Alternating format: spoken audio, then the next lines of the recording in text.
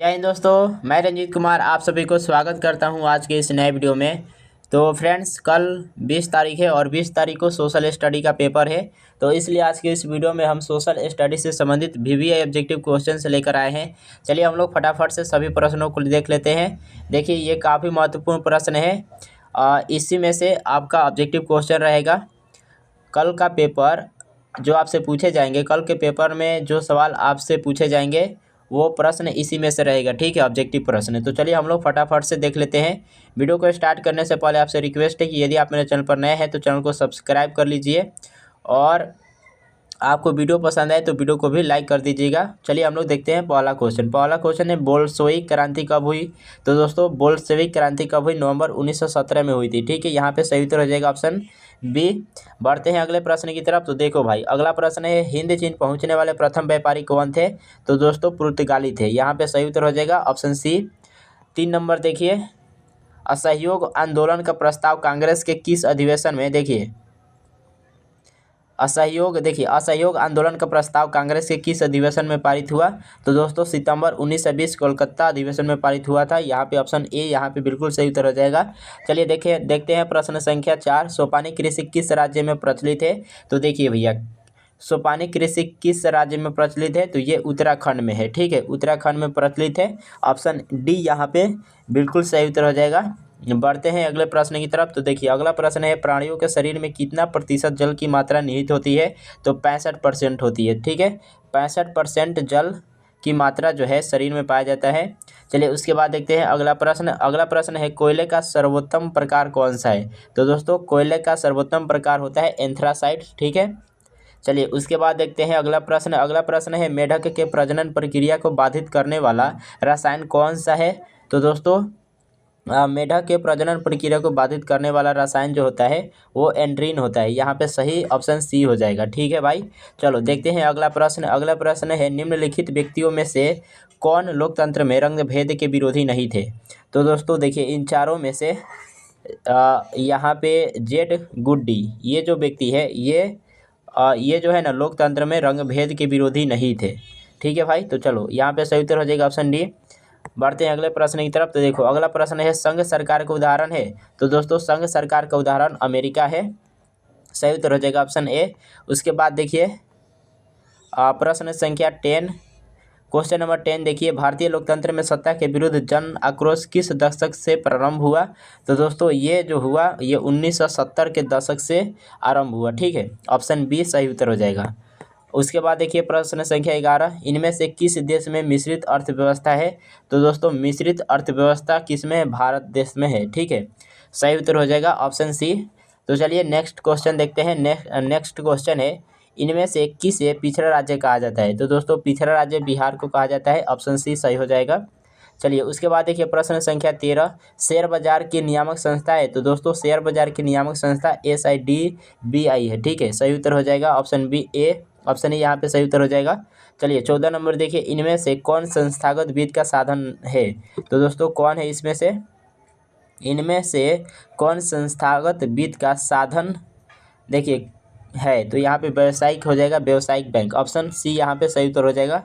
चलिए उसके बाद देखिए प्रश्न संख्या 15, नदियों में बाढ़ आने का प्रमुख कारण क्या है? नदियों में बाढ़ आने का प्रमुख कारण क्या है? तो दोस्तों बताइए, जल की अधिकता, वर्षा की अधिकता, नदी की तल्ली में अवसाद का जमाव, इनमें से सभी हो जाएगा। ठीक है, ऑप्शन डी यहाँ पे बिल्कुल सही उत्तर हो जाएगा। उसके बाद देखिए प्रश्न संख्या 16, भूकंप संभावित क्षेत्रों में भवनों की आकृति कैसी होनी चाहिए? तो आयताकार होना चाहिए। ठीक है, जहाँ पर भूकंप ज़्यादा आता है वहाँ पे आयताकार घर बनाना चाहिए। ठीक है, तो चलिए उसके बाद हम लोग बढ़ते हैं अगले प्रश्न की तरफ। तो देखिए अगला प्रश्न है सुनामी का प्रमुख कारण क्या है? तो दोस्तों, सुनामी का प्रमुख कारण है समुद्र में भूकंप का आना। ऑप्शन ए सही हो जाएगा।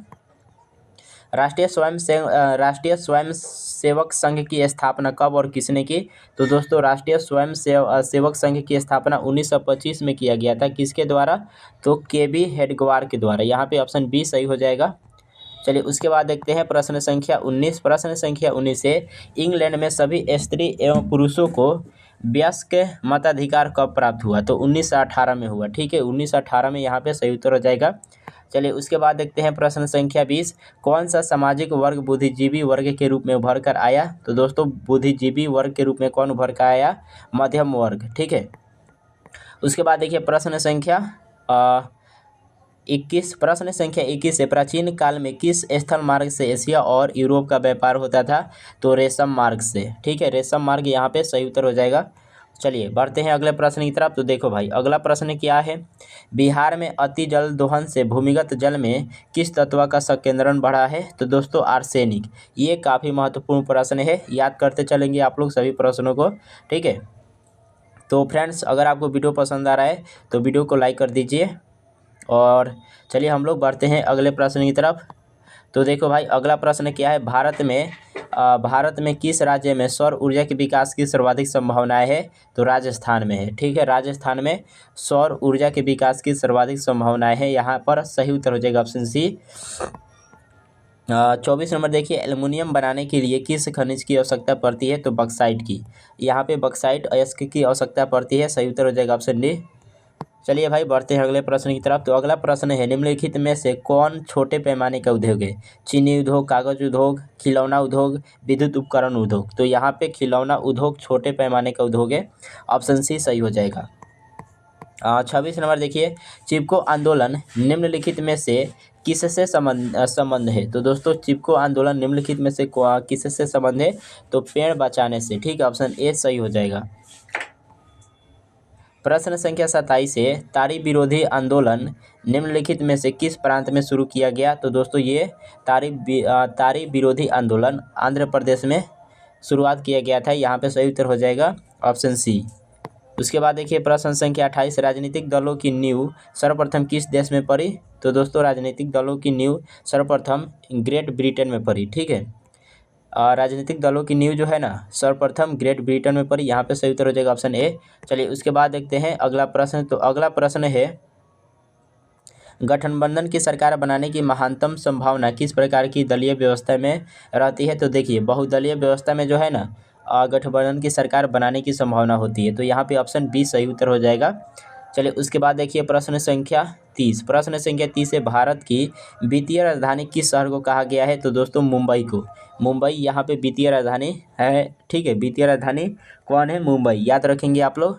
चलिए उसके बाद देखिए प्रश्न संख्या 31, वैश्वीकरण के मुख्य अंग कितने हैं? तो दोस्तों वैश्वीकरण के चार अंग है। ठीक है, वैश्वीकरण के मुख्य अंग कितने हैं? 4, याद रखेंगे आप लोग, काफ़ी महत्वपूर्ण प्रश्न है। देखिए उसके बाद देखिए प्रश्न संख्या 32, भारत में उपभोक्ता संरक्षण अधिनियम की घोषणा कब हुई? तो दोस्तों भारत में उपभोक्ता संरक्षण अधिनियम की घोषणा 1986 में हुई। ठीक है, ऑप्शन ए सही उत्तर हो जाएगा। चलिए भाई देखते हैं अगला प्रश्न। तो देखिए अगला प्रश्न है, स्वर्ण भूषण की परिशुद्धता को सुनिश्चित करने के लिए किसी मान्यता प्राप्त चिह्न का होना आवश्यक है? तो हॉलमार्क यहाँ पे सही उत्तर हो जाएगा। ऑप्शन बी बिल्कुल सही उत्तर हो जाएगा। ठीक है, 34 नंबर देखिए, निम्नलिखित में से कौन अर्थव्यवस्था के प्राथमिक क्षेत्र में सम्मिलित है? बताइए निम्नलिखित में से कौन अर्थव्यवस्था के प्राथमिक क्षेत्र में सम्मिलित है? तो प्राथमिक क्षेत्र में कौन आता है? कृषि क्षेत्र।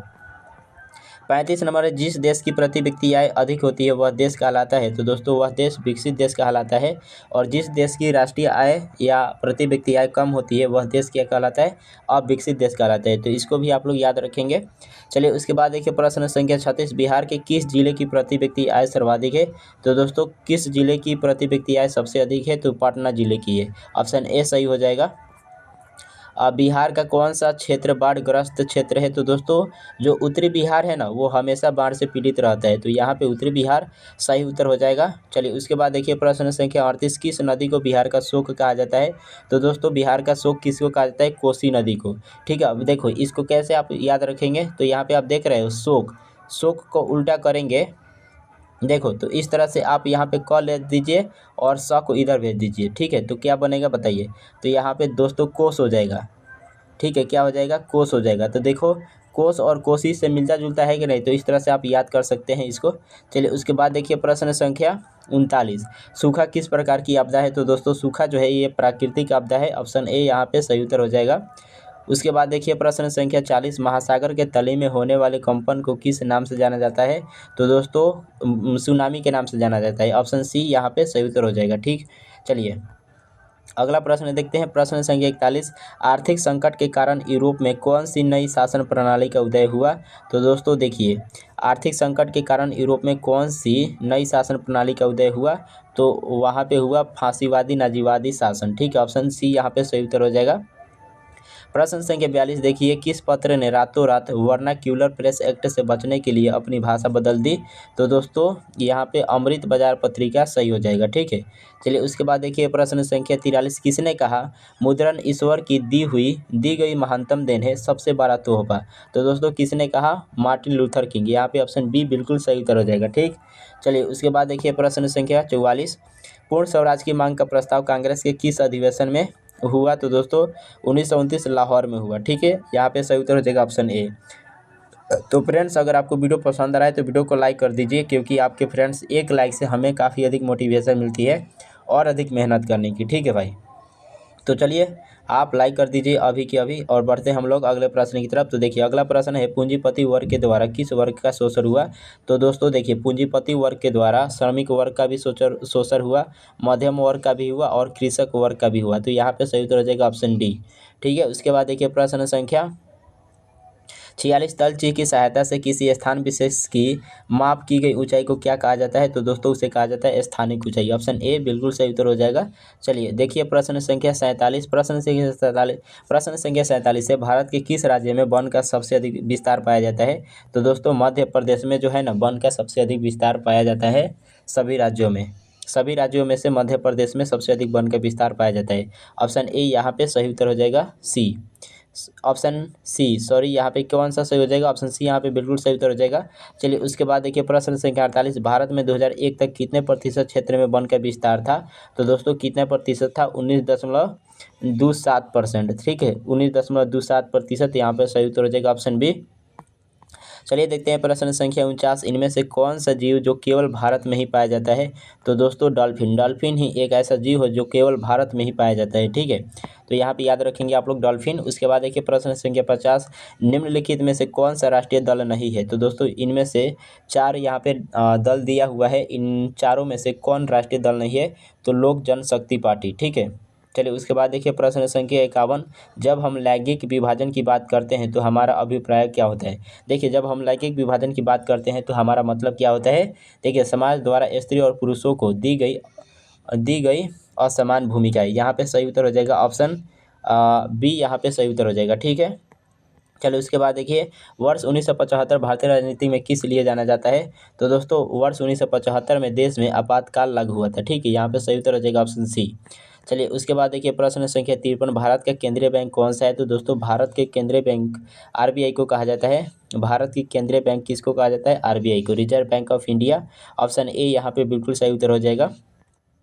चलिए उसके बाद व्यावसायिक बैंकों का सर्वप्रथम राष्ट्रीयकरण कब किया गया है? तो दोस्तों व्यावसायिक बैंकों का सर्वप्रथम राष्ट्रीयकरण किया गया था 1980 में। ठीक है, यहाँ पे क्या 1980 में किया गया था। ऑप्शन बी यहाँ पे बिल्कुल सही उत्तर हो जाएगा। चलिए उसके बाद देखिए ऊर्जा के मुख्य स्रोत क्या है? तो दोस्तों ऊर्जा के मुख्य स्रोत कोयला भी है, पेट्रोलियम भी है, विद्युत भी है, इनमें से सभी। ठीक है, इनमें से सभी यहाँ पे सही उत्तर हो जाएगा ऑप्शन डी। चलिए उसके बाद देखिए प्रश्न संख्या 56, इनमें से कौन बहुराष्ट्रीय कंपनी है? तो दोस्तों बहुराष्ट्रीय कंपनी फोर्ड मोटर्स भी है, सैमसंग भी है, कोका कोला भी है, इनमें से सभी हो जाएगा ऑप्शन डी, यहाँ पे बिल्कुल सही उत्तर हो जाएगा। चलिए उसके बाद देखिए प्रश्न संख्या 57, बाढ़ के समय निम्नलिखित में से किस स्थान पर जाना चाहिए? तो दोस्तों जब भी बाढ़ आए तो हमें कहाँ जाना चाहिए? ऊंची स्थान पर जाना चाहिए, ऊंची भूमि वाले स्थान पर। यहाँ पर सही उत्तर हो जाएगा ऑप्शन ए। उसके बाद देखिए भाई प्रश्न संख्या 58, मानव शरीर में आग से जलने की स्थिति में जले हुए स्थान पर क्या प्राथमिक उपचार करना चाहिए? तो दोस्तों प्राथमिक उपचार के रूप में हमें क्या करना चाहिए बताइए? सपोज अगर कोई व्यक्ति का हाथ पैर जल गया तब हमें क्या करना चाहिए? तो ठंडा पानी डालना चाहिए। ऑप्शन ए यहाँ पे, ऑप्शन ए में जो बात बताया गया है वो काम करना चाहिए। ठीक है, चलिए उसके बाद देखिए प्रश्न संख्या 59, सुनामी किस स्थान पर आता है? तो दोस्तों आप जानते हैं सुनामी जो है ये समुद्र में आता है। जब समुद्र में भूकंप आता है तो उसी को सुनामी कहा जाता है। ठीक है,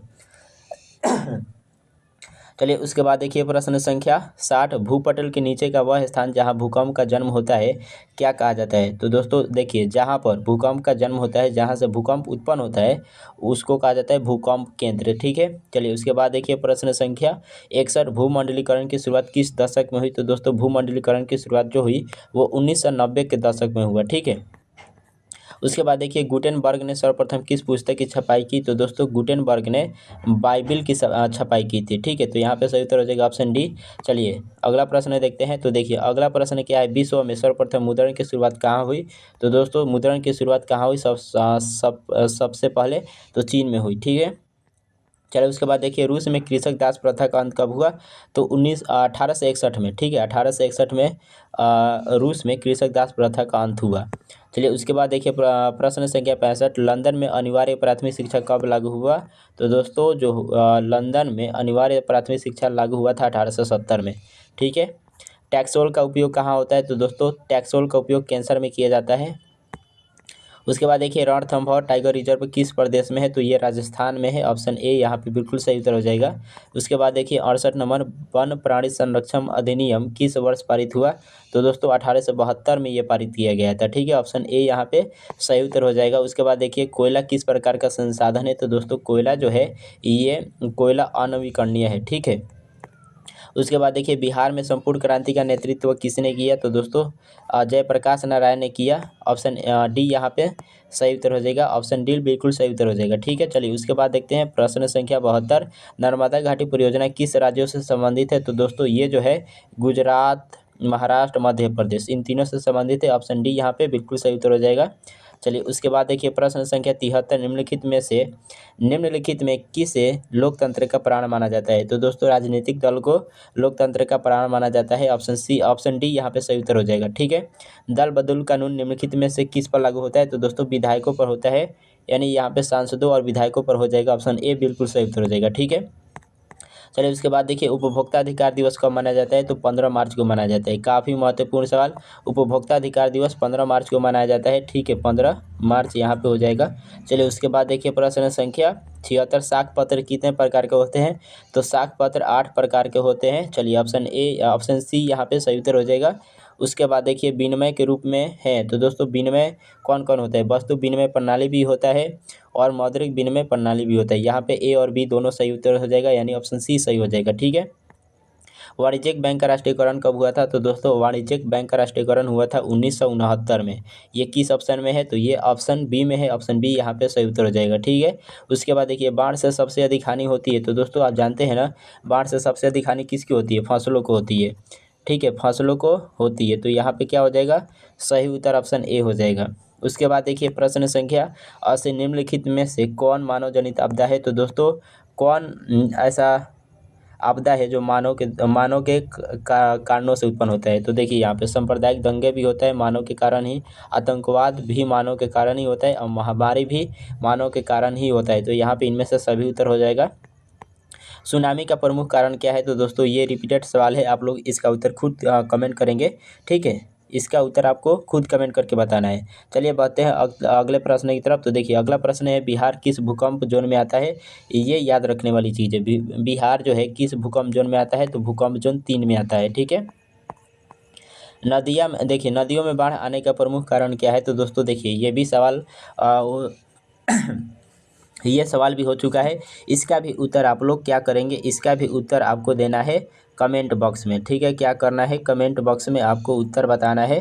चलिए तो अगले प्रश्न की तरफ बढ़ते हैं। तो अगला प्रश्न क्या है, सुदूर संवेदी उपग्रह का प्रयोग किसके लिए होता है। तो दोस्तों ये होता है किसके लिए बताइए, संसाधनों की खोज के लिए किया जाता है। ठीक है, सुदूर संवेदी उपग्रह का उपयोग संसाधनों की खोज के लिए किया जाता है। 85 नंबर देखिए, रक्त एवं लौह की नीति का अवलंबन किसने किया। तो दोस्तों बिस्मार्क ने किया। ऑप्शन सी बिल्कुल सही उत्तर हो जाएगा। तो फ्रेंड्स अगर आपको वीडियो पसंद आ रहा है तो वीडियो को लाइक कर दीजिए। ठीक है, और अपने दोस्तों के बीच भी शेयर कर दीजिए ताकि उनको भी लाभ हो सके, उनको भी लाभ मिल सके। ठीक है, तो चलिए शेयर कर दिए, जल्दी फटाफट से वीडियो को शेयर करिए। और प्रश्न देखिए, सन 1870 में फ्रांस एवं प्रुसिया के बीच युद्ध कहाँ हुआ था। तो सेडॉन में हुआ था। ठीक है, कहाँ हुआ था, सेडॉन में हुआ था। यूरोप का मरीज किसे कहा जाता है, काफ़ी महत्वपूर्ण प्रश्न है, तुर्की को कहा जाता है। ठीक है, उसके बाद देखिए प्रश्न संख्या 88, मेटरनिक का पतन किस वर्ष हुआ, तो दोस्तों मार्च 1848 में हुआ था। ऑप्शन ए बिल्कुल सही उत्तर हो जाएगा। उसके बाद देखिए रूस में जार का अर्थ क्या होता है, तो रूस में जार का अर्थ होता है रूस का सम्राट। ऑप्शन ए बिल्कुल सही उत्तर हो जाएगा। ठीक है, उसके बाद देखिए 90 नंबर, कार्ल मार्क्स का जन्म कहाँ हुआ था, तो दोस्तों कार्ल मार्क्स का जन्म हुआ था जर्मनी में। ऑप्शन बी बिल्कुल सही उत्तर हो जाएगा। चलिए उसके बाद देखिए प्रश्न संख्या 91, सौर ऊर्जा किस प्रकार का संसाधन है, तो दोस्तों सौर ऊर्जा जो है ना पुनः पूर्ति योग्य है। ठीक है, मतलब एक बार उपयोग कर लेने के बाद दूसरे बार भी हम लोग इसका उपयोग कर सकते हैं, तीसरे बार भी कर सकते हैं, मतलब जब चाहे तब कर सकते हैं। ठीक है, ऑप्शन बी यहाँ पे सही उत्तर हो जाएगा। उसके बाद देखिए प्रश्न संख्या 92, प्रश्न संख्या 92 है, तट रेखा से कितने किलोमीटर क्षेत्र सीमा अपवर्जक आर्थिक क्षेत्र कहलाता है, तो दोस्तों 200 एनएम। 200 एनएम को 200 एनएम वाले क्षेत्रों को कहा जाता है अपवर्जक आर्थिक क्षेत्र, यानी यहाँ पे ऑप्शन बी बिल्कुल सही उत्तर हो जाएगा। ठीक है, चलिए उसके बाद देखिए पंजाब में भूमि निम्नीकरण का मुख्य कारण है, तो दोस्तों वन उन्मूलन है। यहाँ पे ऑप्शन ए यहाँ पे बिल्कुल सही उत्तर हो जाएगा। ठीक है, चलिए बढ़ते हैं अगले प्रश्न की तरफ। तो देखो अगला प्रश्न क्या है, अगला प्रश्न है मरुस्थलीय मृदा किस राज्य में पाई जाती है, तो दोस्तों मरुस्थलीय मृदा जो है ना राजस्थान में पाई जाती है। ऑप्शन बी सही उत्तर हो जाएगा। ठीक, चलिए उसके बाद देखते हैं अगला प्रश्न है। तो देखिए भाई अगला प्रश्न क्या है, काली मृदा का दूसरा नाम क्या है, तो दोस्तों काली मृदा को रेगुन मृदा भी कहा जाता है। ऑप्शन बी सही हो जाएगा। ठीक, मैंग्रोवर्स का सबसे अधिक विस्तार कहाँ है, तो दोस्तों मैंग्रोवर्स का सबसे अधिक विस्तार सुंदरवन में मिलता है। ऑप्शन बी सही हो जाएगा। डाकुओं की अर्थव्यवस्था का संबंध है, तो दोस्तों डाकुओं की अर्थव्यवस्था का संबंध क्या है, संसाधनों के अनियोजन विदोहन से। ठीक है, चलिए उसके बाद देखते हैं अगला प्रश्न। अगला प्रश्न है जनता दल यूनाइटेड का गठन कब हुआ था, तो दोस्तों जनता दल यूनाइटेड का गठन हुआ था 1999 में। कब हुआ था, 1999 में हुआ था। ऑप्शन बी सही हो जाएगा। ठीक, उसके बाद देखिए प्रश्न संख्या 99, संघ राज्य की विशेषता नहीं है, तो दोस्तों संघ राज्य की विशेषता क्या नहीं है, शक्तियों का विभाजन। ऑप्शन बी सही उत्तर हो जाएगा। एकदम 100% आपको सही उत्तर दिया जा रहा है। देखिए फ्रेंड्स सभी के सभी प्रश्न महत्वपूर्ण प्रश्न है, इसी में से आपसे पूछे जाएंगे, तो प्लीज़ आप सभी प्रश्नों का उत्तर याद करते चलेंगे। राइट, चलिए उसके बाद देखिए समवर्ती सूची में रखा जाता है, तो दोस्तों केंद्र और राज्य दोनों को रखा जाता है। ऑप्शन बी यहाँ पे सही उत्तर हो जाएगा। ठीक, संघ राज्य का उदाहरण है, तो दोस्तों संघ राज्य का उदाहरण इनमें कौन है, अमेरिका है। 102 नंबर देखिए, किस देश में बहुदलीय व्यवस्था नहीं है, तो दोस्तों ब्रिटेन में। ब्रिटेन में जो है ना बहुदलीय व्यवस्था नहीं है। चलिए उसके बाद देखिए पंचायती राज अधिनियम भारतीय संविधान के किस अनुच्छेद में सम्मिलित है, तो दोस्तों अनुच्छेद 243 में है। ठीक है, 243 यहाँ पे सही उत्तर हो जाएगा। अनुच्छेद 243 ऑप्शन सी यहाँ पे बिल्कुल सही उत्तर हो जाएगा। भारतीय रिजर्व बैंक की स्थापना कब हुई थी, 1935 ईस्वी में हुई थी। कब हुई थी भाई, 1935 ईस्वी में हुई थी, 1 अप्रैल 1935 में। ठीक है, आप लोग याद रखेंगे 1 अप्रैल 1935 में, तो यहाँ पे 1935 ऑप्शन बी सही हो जाएगा। ठीक, उसके बाद देखिए भारत में सहकारिता साख समिति विधान कब पारित हुआ, तो दोस्तों ये कब पारित हुआ, 1904 में पारित हुआ। भारत की आर्थिक व्यवस्था कैसी है, तो दोस्तों भारत की आर्थिक व्यवस्था आप जानते हैं मिश्रित अर्थव्यवस्था है। ठीक है, उसके बाद देखिए निम्नलिखित में से किसे प्राथमिक क्षेत्र कहा जाता है, तो दोस्तों किसको कहा जाता है, कृषि क्षेत्र को। ये भी सवाल रिपीटेड सवाल है, इसका उत्तर आपको कमेंट करके बताना चाहिए था, लेकिन चलिए हम बता दिए तो कोई बात नहीं। उसके बाद देखिए भारत में योजना आयोग का गठन कब किया गया था, तो काफ़ी महत्वपूर्ण सवाल। भारत में योजना आयोग का गठन किया गया था 15 मार्च 1950 को। ठीक है, और अगर ये देखिए एक सवाल यहाँ पे और बनता है कि योजना आयोग का गठन जब देश आज़ाद हुआ था उस समय योजना आयोग का गठन कौन थे, तो दोस्तों याद रखिए। देखिए योजना आयोग के गठन का अध्यक्ष कौन होता है, प्रधानमंत्री होते हैं। ठीक है, तो जब देश आज़ाद हुआ था तो उस समय देश के प्रधानमंत्री कौन थे, पंडित जवाहरलाल नेहरू। तो उस समय योजना आयोग के गठन का अध्यक्ष कौन थे, प्रधानमंत्री थे, यानी कौन थे, पंडित जवाहरलाल नेहरू। और वर्तमान में पूछा जाए तो कौन हो जाएंगे, नरेंद्र मोदी, श्री नरेंद्र मोदी। ठीक है, चलिए उसके बाद देखिए प्रश्न संख्या 108, भारत में सेवा क्षेत्रों को सामान्यतः कितने भागों में बांटा जा सकता है, तो दोस्तों भारत में सेवा क्षेत्रों को कितने भागों में बांटा जा सकता है, 2 क्षेत्रों में। ठीक है, ऑप्शन ए यहाँ पे सही उत्तर हो जाएगा। चलिए उसके बाद देखिए सन 2008 से 9 के अनुसार भारत की औसत प्रति व्यक्ति आय है, तो दोस्तों देखिए 2008 और 9 के अनुसार भारत की औसत प्रति व्यक्ति आय 25,494 रुपये थी। ठीक है, तो यहाँ पे ऑप्शन बी सही हो जाएगा। लाल सेना का गठन किसने किया था? तो दोस्तों लाल सेना का गठन किए थे स्टालिन ने। स्टालिन यहाँ पे सही उत्तर हो जाएगा क्या? स्टालिन। ऑप्शन ए में दिखाई दे रहा है, ऑप्शन ए यहाँ पे सही उत्तर हो जाएगा। उसके बाद देखिए वार एंड पीस पुस्तक की रचना किसने की? तो दोस्तों लियो टॉल्स्टॉय ने। यहाँ पे टॉल्स्टॉय दिया है, ऑप्शन बी सही हो जाएगा। ठीक, उसके बाद देखिए लेनिन की मृत्यु कब हुई थी? तो दोस्तों लेनिन की मृत्यु हुई थी 1924 में। चलिए उसके बाद देखिए प्रश्न संख्या 113, दुनिया का मजदूर एक हो, यह कथन किसका था? तो दोस्तों यह कथन बिस्मार्क का था। बिस्मार्क कार्ल मार्क्स का था, सॉरी किसका था? देखिए दुनिया के मजदूर एक हो, यह कथन किसका था? तो कार्ल मार्क्स का था। यहाँ पे ऑप्शन बी सही हो जाएगा। चलिए उसके बाद देखते हैं अगला प्रश्न। अगला प्रश्न है समाजवादियों का बाइबिल किसे कहा जाता है? तो दोस्तों दास कैपिटल को कहा जाता है। काफ़ी महत्वपूर्ण सवाल। हिंद चीन में कौन कौन से देश आते हैं? तो दोस्तों हिंद चीन में कंबोडिया आता है, वियतनाम आता है, लाओस आता है। ऑप्शन सी यहाँ पे सही उत्तर हो जाएगा। उसके बाद जर्मन राइन राज्य का निर्माण किसने किया था? तो दोस्तों किसने किया था? नेपोलियन बोनापार्ट ने किया था। ठीक, उसके बाद देखिए यूरोप में राष्ट्रवाद की पहली स्पष्ट व्यक्ति कब हुई? यूरोप में राष्ट्रवाद की पहली स्पष्ट अभिव्यक्ति कब हुई बताइए? तो कब हुई थी? 1789 की फ्रांसीसी क्रांति के साथ। ऑप्शन ए यहाँ पे सही उत्तर हो जाएगा। 118 देखिए निम्नलिखित में से किस से प्रांत में सीढ़ीनुमा खेती की जाती है? तो दोस्तों आंध्र प्रदेश में, यानी उत्तरांचल में यहाँ पे सही उत्तर हो जाएगा। आंध्र प्रदेश नहीं, उत्तराखंड में। ठीक है, उत्तरांचल यहाँ पे सही उत्तर हो जाएगा। हाँ, उसके बाद बढ़ते हैं अगले प्रश्न की तरफ। तो देखिए अगला प्रश्न है निम्नलिखित में से कौन सा कारक मृदा निर्माण में महत्वपूर्ण है? तो दोस्तों देखिए मृदा के निर्माण में चट्टान का भी योगदान होता है, जलवायु का भी होता है और पेड़ पौधों का भी होता है। तो यहाँ पे ऑप्शन डी बिल्कुल सही उत्तर हो जाएगा। बृहद क्षेत्र में जल की उपस्थिति के कारण ही पृथ्वी को आते हैं। तो देखिए भाई बृहद क्षेत्र में जल की उपस्थिति यानी पृथ्वी पर सबसे अधिक क्या है? जल है। ठीक है, तो इसी कारण जल पृथ्वी को नीला ग्रह भी कहा जाता है। ठीक है, ऑप्शन बी यहाँ पे सही उत्तर हो जाएगा। चलिए उसके बाद देखिए कुल जल का कितना प्रतिशत भाग महासागरों में निहित है? तो दोस्तों 96.6%। यहाँ पे 96.6% सही हो जाएगा। ऑप्शन डी यहाँ पे सही उत्तर हो जाएगा। चलिए उसके बाद देखिए देश के बांधों को किसने भारत का मंदिर कहा था? तो दोस्तों ये this question is very important question for board exam. ये जो है ना बोर्ड एग्जाम के लिए काफ़ी महत्वपूर्ण सवाल है। यहाँ पे पंडित नेहरू हो जाएगा सही उत्तर। ठीक है, चलिए उसके बाद देखिए जल किस प्रकार का संसाधन है? तो दोस्तों जल जो है ना ये आपका देखिए जल किस प्रकार का संसाधन है? तो ये चक्रीय संसाधन है। उसके बाद देखिए किस खनिज को उद्योगों का जननी कहा जाता है? ये भी काफ़ी महत्वपूर्ण सवाल है।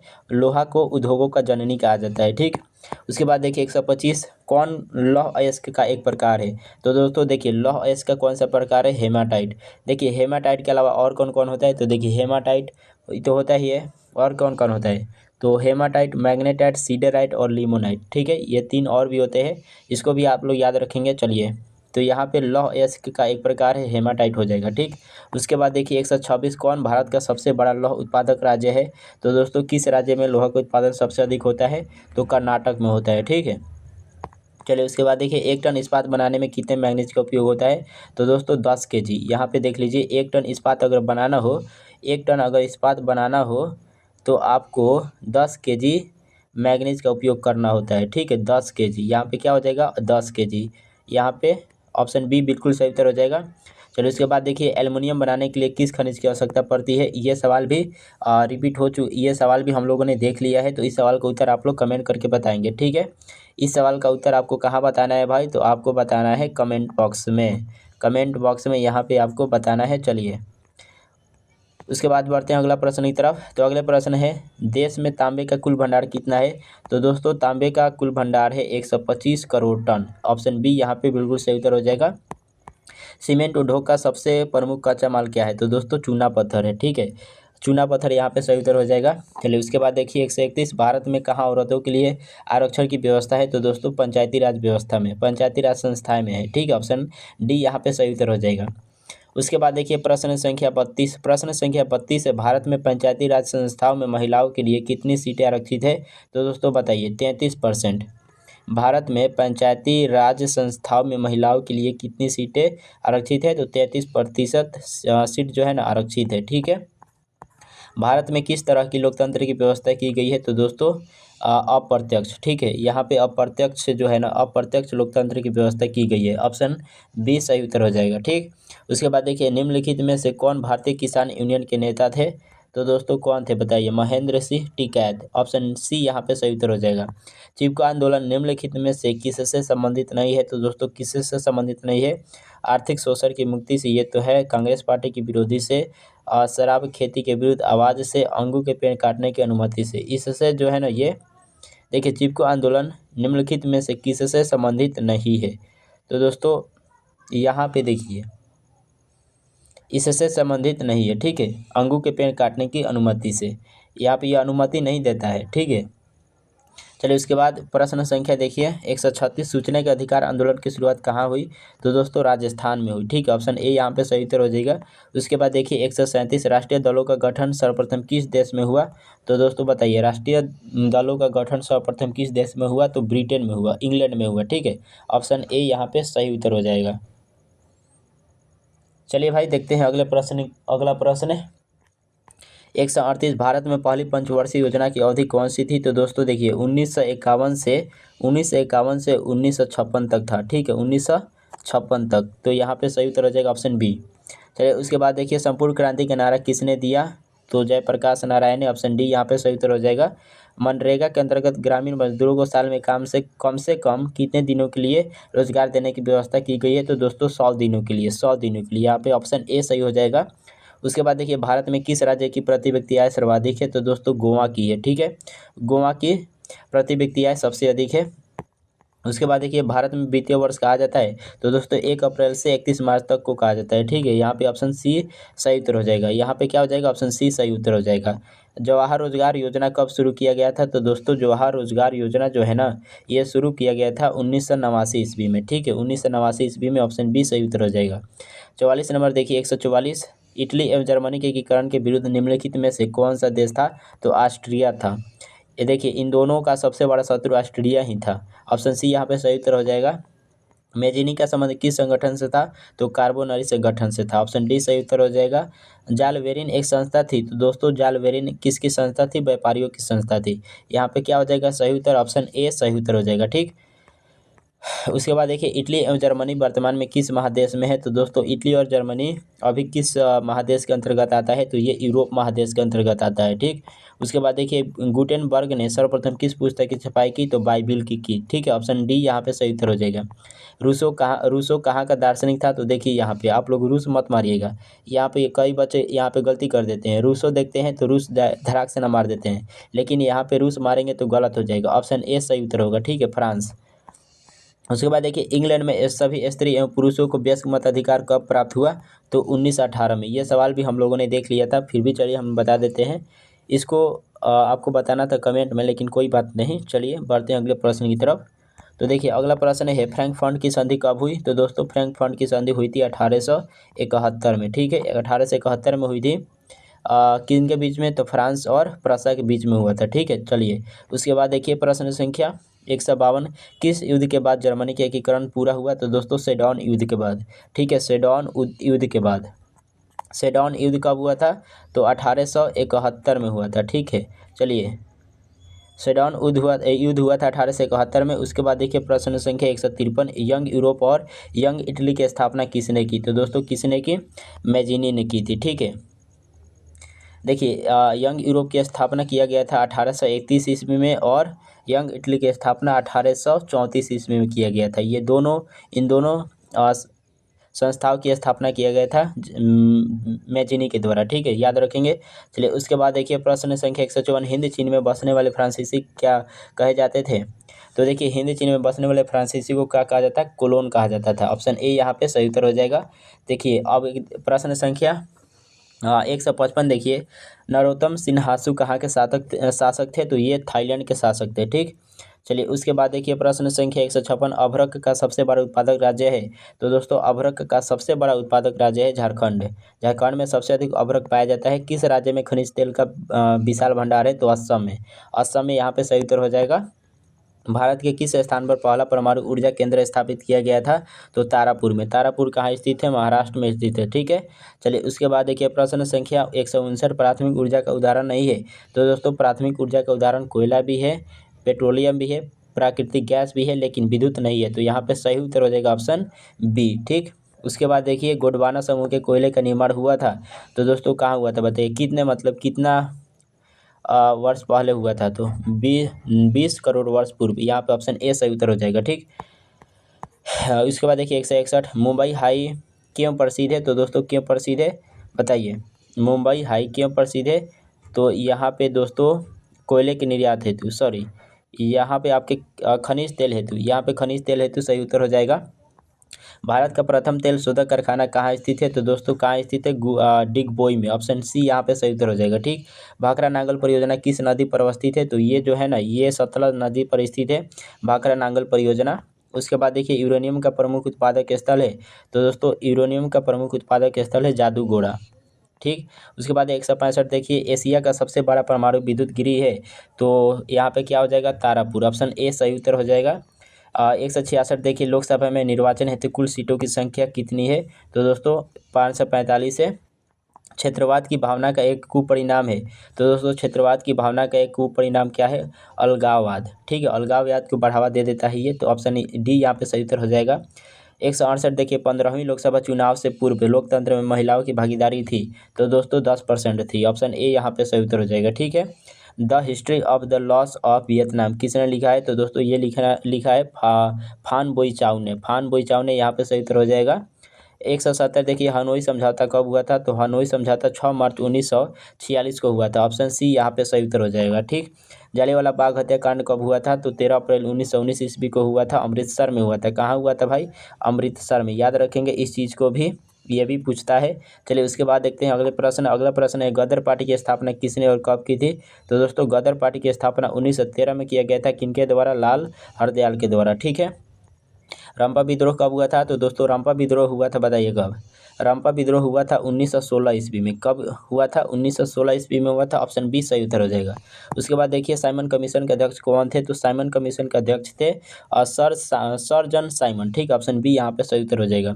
174 देखिए अखिल भारतीय ट्रेड यूनियन कांग्रेस की स्थापना कब हुई, तो दोस्तों ये हुई थी, बताइए अखिल भारतीय ट्रेड यूनियन कांग्रेस की स्थापना बताइए कब हुई थी, तो ये फ्रेंड्स इस प्रश्न का उत्तर यहाँ पे सही हो जाएगा 1920 में। ठीक है, 20 में होगा अखिल भारतीय ट्रेड यूनियन कांग्रेस की स्थापना। ठीक है, चलिए बढ़ते हैं अगला प्रश्न की तरफ। तो देखिए अगला प्रश्न है औद्योगिकरण की प्रक्रिया सबसे पहले कहाँ हुआ, तो इंग्लैंड में हुआ। ठीक है, ब्रिटेन में, इंग्लैंड में हुआ। ऑप्शन बी यहाँ पे सही उत्तर हो जाएगा।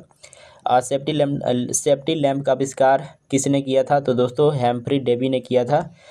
उसके बाद देखिए प्रश्न संख्या 177 1917 में भारत में पहली जूट मिल किस शहर में स्थापित किया गया था, तो दोस्तों कलकत्ता में किया गया था। ऑप्शन ए सही उत्तर हो जाएगा। जनसंख्या का घनत्व सबसे अधिक कहाँ होता है, तो दोस्तों महासागर में, महासागर बोल रहे हैं, महानगर में होता है। ऑप्शन डी सही उत्तर हो जाएगा। ठीक। पहला विश्व बाजार के रूप में कौन सा शहर उभर कर सामने आया, तो दोस्तों कौन सा शहर आया, अलेक्जेंड्रिया। ऑप्शन बी यहाँ पे सही उत्तर हो जाएगा। ठीक है। और आखिरी सवाल देखिए गिरमिटिया किसे कहा जाता था, किसे कहा जाता है, तो अनुबंधित मजदूरों को। ठीक है, ऑप्शन ए यहाँ पे सही उत्तर हो जाएगा। तो फ्रेंड्स इस वीडियो में इतना ही प्रश्न लिया गया था, सभी प्रश्नों को हम लोगों ने देख लिया। चलिए तो फ्रेंड्स मिलते हैं अगले वीडियो में, तब तक के लिए जय हिंद।